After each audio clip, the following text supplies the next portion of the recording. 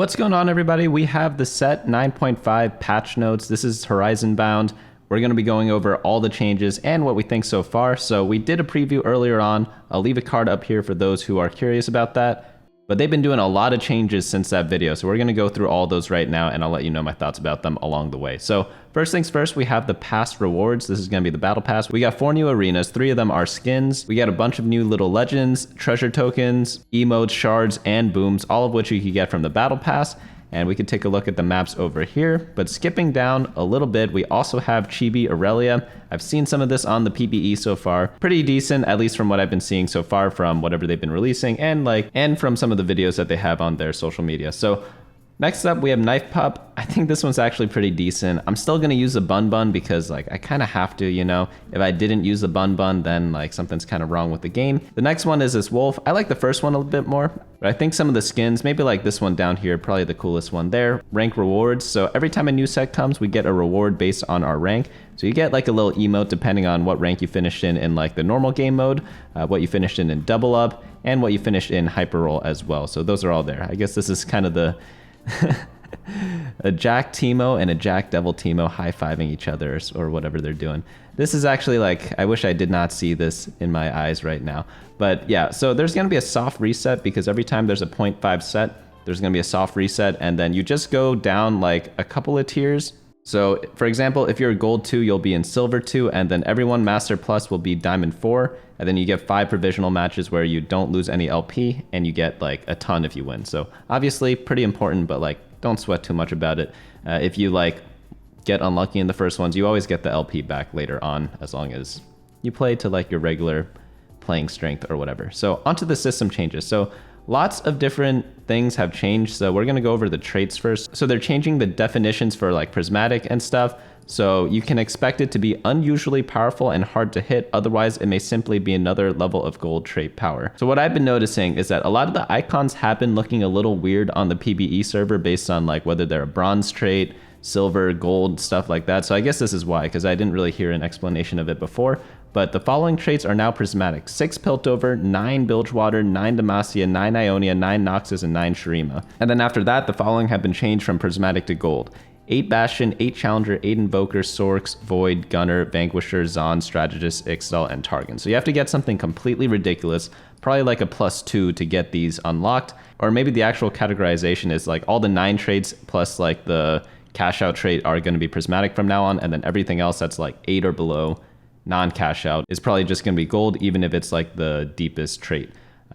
Also 3 Freljord for some reason. Wait, why do they even have the 3 Freljord here? Is it the prismatic or is it not? Whatever. Shred and Sunder. So MR and armor reduction have been reduced across the board, so we're less reliant on stuff like Last Whisper. I shouldn't say less reliant, but they've been trying to make it so it's not like a pure requirement for every team. I still think it's going to be pretty important, but we'll have to like do the math to see how much resistances there are in the game, and it'll probably take like a couple days to figure that out. Critical strike conversion is also being changed, so critical strike conversion from excess crit over 100% has been increased from 50% to 80% conversion. So for example, if you had a 110% critical strike chance, normally you'd get 5, but now you get 8%. So that's kind of cool. And then for loot, reduce the chance of seeing an overwhelming amount of loot in one round. Next up, we have item system overhaul. So they have 3 new categorizations for items. It's going to be core items, support items, and artifacts. So core items are just like the regular buildable items, but they have like new recipes. They have some new items: Adaptive Helm, Crown Guard, Even Shroud, Night Harvester, Gnasher's Tooth. I think that's all of them, right? Sterix Gauge might be the last one there. And then they're switching all the former support items into their own category, which is a support category, which are non-craftable. So they have this little silver border on the bottom right, and that kind of denotes what they are. So all these items, they give 250 health, and then they all provide some utility or team-wide power. So we have the old ones such as like Chalice of Harmony, Locket, Zeke's Herald, Shroud of Stillness, Randuin's Omen, Obsidian Cleaver. These all like give buffs to your team, or it like shrouds people, or you like Zephyr people. ZZ Rod's also there, but they do have new ones: Virtue of the Martyr, Needlessly Big Gem, Banshee's Veil, and Aegis of the Legion. Banshee's Veil, it was an item before, but I think they're bringing it back now. So all pretty neat stuff there. I'm pretty sure you only get them from augments, or if there's like a specific map that says like get a support item. Then we also have artifact items. So they're combining Ornn items and Shimmer Scale items. So you have like the Goldmancer Staff, Mogul's Mail, but you also have like the classic Ornn items here. Typically, artifacts are considered like 1.5 items. That's how you approximately value them. It doesn't always happen to be the case, but that's like what they try to aim for, but nothing's set in stone. So that's pretty much the summary there. A lot of the new items, they do have some unique effects like Adaptive Helm. It changes based on whether you're in the front 2 rows or back 2 rows. Even Shroud's a way to get armor penetration. Crown Guard is kind of like a defensive AP item. A lot of them have like a bit of a weird effect, but they're all pretty playable. So assuming that they're balanced, I'm pretty sure the meta is going to change in that you just slam items. I think best in slot's going to matter a bit less, because before we kind of built support items with our crap items, and then we saved all our good items to build best in slots. But since every item is like a carry item now, pretty much, you could probably just slam it and then just move on with your day. But since I already went over these items before, I'll leave a link of the site in the description below. So if you want to read it individually, you definitely can. But let's move on into the next category, which is the core item changes. So we've taken a pass on our existing core items to ensure that they are appropriate power level. What this means is that we're lowering the power ceiling on many of our strong items while also broadening use cases. So one good change is like on Guard Breaker, they're removing the AD and changing it to attack speed so that both like AD and AP users can kind of make use of it. So that's pretty good. Rapid Fire Cannon getting a flat bonus damage at the cost of attack speed. So they're changing that identity as well. Before it was like mainly for the +1 range, but it gave like a ton of attack speed before. And part of the reason why they're doing this is before, if you got bow on AP comps, what you could build is like stuff like ZZ Portal, but I guess you could build like a Nashor's, but like not every champion uses that. Like probably like Azir, Kai'Sa kind of use that. But if you're like a pure mage caster, you wouldn't really want a Nashor's, would you? So there aren't really that many items. So before you just build like the ZZ Portal, or maybe like a Titan's Resolve as a worst case defensive item. I guess Giant Slayer is another option, but they're trying to like make it not as bad, essentially, is what they're trying to do. Obviously, you still rather have like Rod and tier items if you're going AP, but like there's gotta be some fallback, you know? But moving on into the next category, we have support items. So they're all about empowering your team in different ways. They all have a flat 250 health, but you shouldn't be banking on that as a source of their power. So Locket, Zeke's, Chalice all have a 2 hex support range. So they are a lot more powerful. I'm pretty sure support items are around that like 1.5 item worth, kind of like the same as the Ornn items, or I should say the artifact items now. But I'm actually kind of happy about this change because that way I don't have to worry about getting Zephyr'd every round. We should see a lot fewer Zephyrs. Also, you can't just grab it off of carousel in the late game. So actually, like the dynamics in the later parts of the game on the item carousels probably are going to be a little different, because before everyone was running for the Shroud of Stillnesses or the Zephyrs. But now, like, what are you supposed to pick? You have to get an actual item for your teams. So God forbid we have to actually make decisions. So I think that's actually like a good change, even though I'm going to miss some of the support items, such as being able to build Zeke's Herald, Locket, things like that. I am glad that the Zephyrs and Shrouds are kind of being changed a little bit. Artifact items, so they're just doing slight tweaks here, nothing that crazy. Gold generating items will not be offered on stage 4 and beyond. That's a good change. I hated seeing that if I took like Portable Forge in the late game.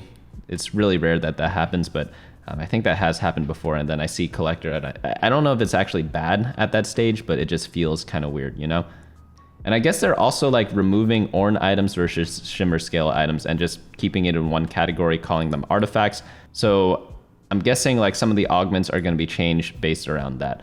New Radiant items as well. They're just like the new versions of the new items from before. So they're just like an expanded version of everything before. So you have Equinox, you have Jack Show for Adaptive Helm, Midnight Reaper for Night Harvester, things like that. Moving on into the Radiant item changes.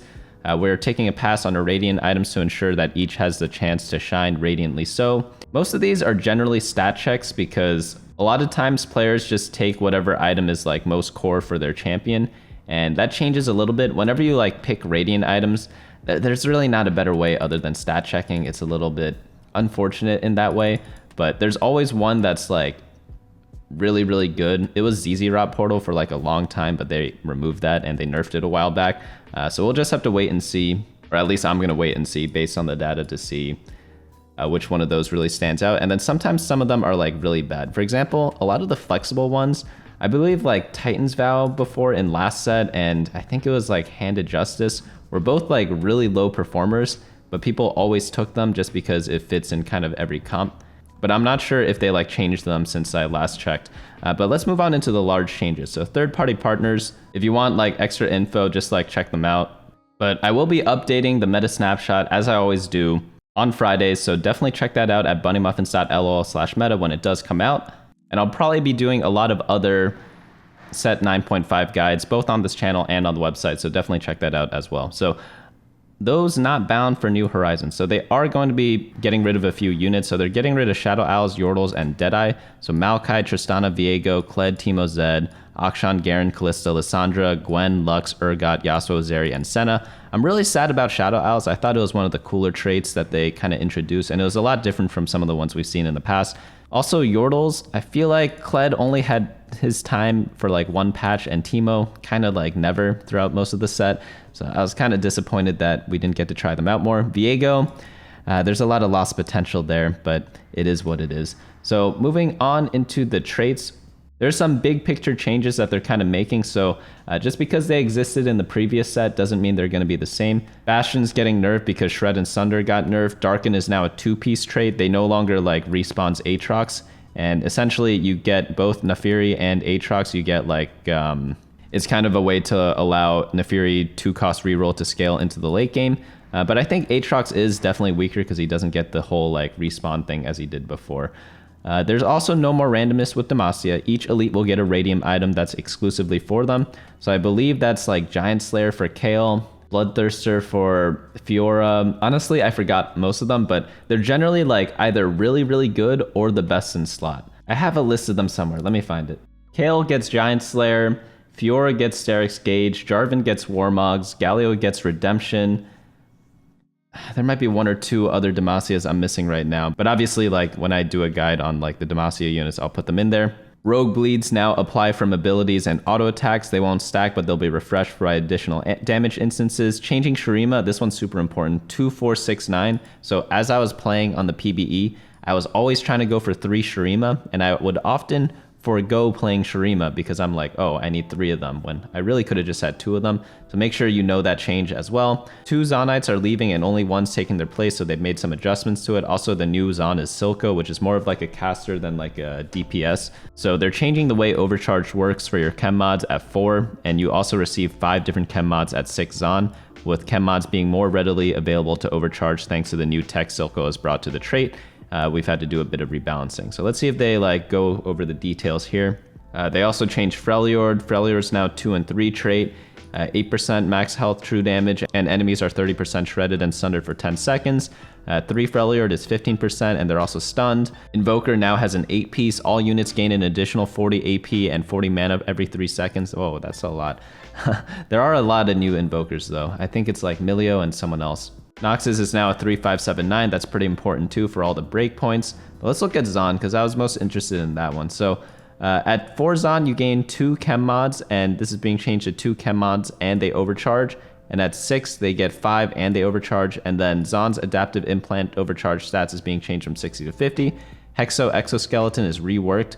You now deal 12% more damage and take 12% less damage, and every 5 seconds restore 15% of your max HP. So almost anyone can use that one. The overcharge makes you immune to CC, and the heal is also increased to 25% of your max HP. Robotic Arm, your attacks and abilities deal 25% additional damage as true damage. Shimmer Injector, more attack speed, a little bit less healing on Injector Overcharge.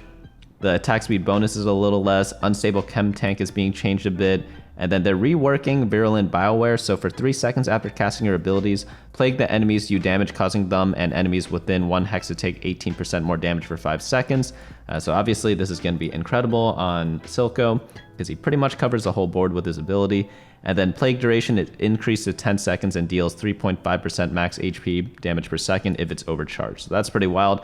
Units Tier 1, I'm not going to go over all the changes, just all the important stuff that you need to know, because like, Do you really need to know if Cho'Gath mana is changed from 30 out of 90 to 20 out of 80 when a new set drops? Probably not, but during like a regular patch cycle, you probably would want to know that. But something that's important to kind of know is Jhin is now an Ionia Vanquisher because he's no longer a Deadeye. Vanquisher is one of the new traits if you saw in the previous videos. Let's look for some of the other important changes. Poppy's just now a Demacia Bastion.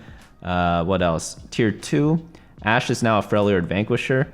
I really think reroll Ashe carry is going to work now. Us buffing Ashe ratios for the 3rd time. Yeah, I've been pretty much saying this every time they've been buffing Ashe. Okay, is it time now? Because she really has been buffed so much that like maybe, just maybe, her being a carry should be viable now, right? Because after a certain point, like she's a support unit, right? So she probably shouldn't be a main carry, but like I guess having the option to might be good. I don't know. Maybe now is actually the time. That's what they say here. Yeah, it's too hard to tell. Swain is being reworked. Swain is no longer mana lock while his Demon Flare ability is active. Instead, if he casts again while transformed, he'll perform a burst, gaining a bunch of max health and dealing magic damage to nearby enemies. And then he's being adjusted based on like to adjust for the rework. Vi is losing some Sunder because they're changing the way that Sunder works, but she's gaining shield and AD ratio instead. Warwick, this is actually pretty big. He's no longer like a tank, he now like attacks really quickly, so when Warwick casts his ability, instead of gaining increased healing, he'll instead gain 100% bonus attack speed. So I think you might be able to do a carry Warwick without Ravenous Hunter, maybe. There must be some scenario where it's possible with someone else, maybe like a Warwick Nefiri build, who knows. I think they're both challengers, right? But onto units tier 3. Let's look at the important changes. Darius is now a Noxus, Juggernaut, and Vanquisher. So Darius actually has a damage trait now, and they're adjusting his ratios accordingly because if not, he'd be too broken with like an added damage trait. So probably you just need to run whatever the base, like the lowest Vanquisher is when you're doing the regular Noxus build to really get him going. Rek'Sai is now a Void, Bruiser, Slayer. This is very important in Slayer comps. I was watching someone else play. This was actually during a viewer game when I was playing games with like some of you guys. And some person was running Rek'Sai in a Kayle reroll comp. And I was like, why does this dude have Rek'Sai there? And then like 2 minutes later, I realized, holy cow, Rek'Sai's a Slayer. So like, that's why some things are a little different. So again, just because something existed before doesn't mean it's not different now, because that obviously has huge implications, right? And this also means Rek'Sai gets a damage trait similar to Darius. So if you do a Rek'Sai reroll, which usually in the previous set was revolving around Bruisers, now you need to add Slayers to really get Rek'Sai to pop off. Next one up, we have Tarik's shield now only redirects 50% of the damage received by adjacent allies. Yeah, Tarik was broken, right? Units tier 4, Aphelios is now a Targon and a Gunner, so he's no longer a Deadeye, he now has a gun. I mean, he kind of always had a gun, right? Wait, what weapons is Aphelios actually using? I don't even know. He throws stuff, he's got different weapons, right? They all do kind of random stuff. They're nerfing Nasus 3-star for some reason, that's kind of funny, but not too many other changes in forecast. Units tier 5, I don't think too much major is happening here. I think they changed something with Cassante, but it might have been before. Oh, I think this was in the previous patch actually that we went over 2 weeks ago. But Heimerdinger is now a Piltover Techno Genius because they're no longer Yordles. They're changing Shrink and Shred because they're changing that from everywhere else. Mechano Swarm is getting a pretty big nerf actually, and then the rocket damage is being changed to give the 2-star or like the 2 upgrade version a little more juice. And then Rise Zon Portal, Shred and Sunder being adjusted, damage being boosted a little bit to compensate. Scion like kind of the same. Now onto the augment changes. Let's see what like major ones are there. Did they add any new augments? I don't think they actually added a new one. They're just doing like very tiny adjustments to everything just to make everything a little more equal. Gold and general, all that shimmers has been removed as we talked about before. And the following shimmer scale items will be moved to new categories. Mogul's Mail is artifact, Goldmancer, artifact, needlessly big gem, support, and I guess they're getting rid of the other ones. A lot of the gold augments are no longer offered in stage 3 and 4 as they talked about before, but it's just like tiny number tune-ups. We could read through this whole list, but does it really matter that much if like it's a brand new set and no one really plays PBE like super tryhard, so probably not. Augment changes, prismatic. I don't think there are too many changes. So blinding speed, unleash arcana, impenetrable bulwark, overwhelming force, all gain an extra corresponding component. So I guess instead of getting like Rage Blade and RFC from blinding speed, you now get Rage Blade, RFC, and like a bow, I'm guessing. Unleash arcana is probably getting a rod, and then so on and so forth. Final reserves is getting like a little quality of life improvement. So instead of gaining 40 gold. It now sets your gold to 60, and then excess gold above 66 is converted to experience, so it's like you don't have to pick everything up, so you have a little bit more time to do stuff. Seeing double is being changed to teaming up, and this is now gain a random support item, some gold, and 2 reforgers. And then augments for the traits. Obviously, they removed Shadow Owl, Deadeye, and Yordle traits, and then they added the new ones. They also removed the Freljord one, which is kind of interesting. I thought that one was actually kind of cool. But nothing too crazy is going on over here. Bug fixes. Riftwalker Kassadin can no longer attempt to blink to untargetable enemies. I didn't know he actually did that. Fix a bug with early education and endurance training could temporarily behave incorrectly after starting up a unit. Crown of Demacia can no longer be equipped to bench units in double up. Fix a bug that could cause Trickster's glass clones to become permanent under very specific circumstances. Oh, one quick note. Never play the item that gives like the orange thieves glove, whatever it's called, I forget. Maybe it's like blacksmith's glove with double trouble. Because I played double trouble and it kept giving me Trickster's glass, and I was like, holy cow, it just ruins my double trouble. So that's just like a really random side note. Fix a bug where the boss could be offered at 3-2 even if you're fielding no Ionia or Juggernauts. Holy cow, that would be awful. What the Forge no longer prevents effects from equipping temporary items such as Noxus Rise, Nox Crya, and Binary Airdrop. Fix a bug where What the Forge could fail to provide its bonus health. And then Shrima Legacy now functions properly when fighting a ghost army, and Acathian Rain is no longer visible. So is this bug, did it exist the whole set? Because I swear, What the Forge on paper seems really good to me, but whenever I take it, it feels kind of bad. I think I played it like maybe like 4 or 5 times. I think I won 1 game with it, and then the rest like kind of not even top 4. I don't remember the exact details, but is that actually why, or did this bug not exist for that long? I don't know, but it's probably one of my favorite augments. It's really fun to do, but overall, this set, I'll be honest, a lot is changing because all the traits, like some of the breakdowns are a lot different, so it actually makes the game like feel kind of fresh, kind of new. I don't know if they did that on purpose. This is going to be the last half set that they're going to be doing. The next set, set 10, is only going to be like 1 set, and then they move on to 11, 12, so on and so forth. And I think they're going to do like 3 sets a year or something like that. They said it in an announcement somewhere. I forget what they said though. But overall, I am sad a few units are leaving. Some of the new ones that I'm most excited for probably is going to be Nyla. Nyla seems to be one of the coolest ones so far. The item changes, no more Zephyrs, no more Shrouds. Well, they still exist, but it's going to be a lot less frequent, so we don't have to like forget to position around them and play 50-50s all day. That's actually like probably my favorite change so far. It's not even any of the new units, like holy cow. But I'm probably going to be playing once a game comes out tomorrow. I think in Australia it comes out like tonight actually, maybe in a couple hours or whenever I post this. It might already be out already in like the Oceania and Asia. But I'll probably start playing this tomorrow, and I'll be on my stream, twitch.tv/BunnyMuffinsLOL. I'll probably be doing the same exact guides that we've been doing from before, so definitely keep subscribed if you want info on that. I think the most notable one is I'm going to do like an in-depth rundown on all like the item changes and go over some of the new champions and what's good on them there. But that's going to be it for me today. Hopefully you all enjoyed this video, and I'll see you all next time. Hey guys, thanks so much for watching. Don't forget to share and subscribe, and of course smash that like button. Each like is an LP I gain before the next video.